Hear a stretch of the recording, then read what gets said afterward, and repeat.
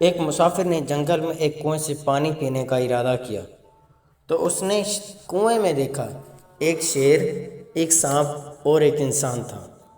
شیر نے نکلنے کی التجا کی۔ مسافر نے کہا، تم مجھے کھا جاؤ گے؟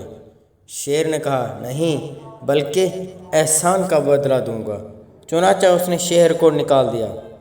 پھر سانپ نے التجا کی کہ وہ بھی نقصان پہنچانے کی بجائے احسان کرے گا، چنانچہ مسافر نے اس کو بھی نکال دیا۔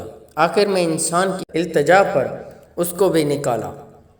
سانپ نے مسافر کو چند بال دیے اور کہا کہ ضرورت پر ایک بال جلا دینا، میں فوراً آ جاؤں گا۔ یہ کہہ کر وہ چلا گیا۔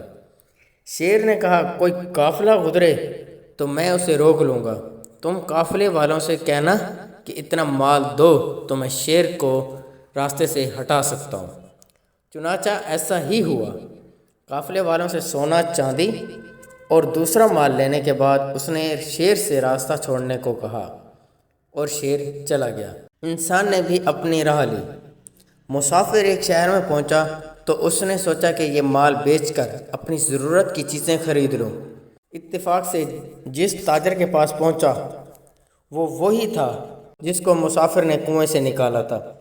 تاجر نے اسے بٹھایا۔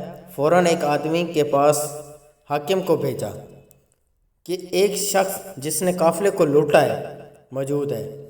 پولیس آئی اور اسے پکڑ لیا۔ حاکم نے تشویش کے بعد پھانسی کا حکم دے دیا۔ اس نے سانپ کا دیا ہوا ایک بال جلایا۔ سانپ فوراً آ گیا اور یہ معاملہ دیکھ کر حاکم کے بیٹے کے گلے میں لپٹ گیا۔ لوگ حیران تھے کہ مسافر نے کہا، اگر مجھے چھوڑ دو تو میں آپ کے بچے کو سانپ سے نجات دلا سکتا ہوں۔ چنانچہ اس نے سانپ سے کہا اور وہ سانپ چلا گیا۔ حاکم نے کہا کہ ایسا شخص ہے کہ سانپ بھی تیرا کام مانتا ہے۔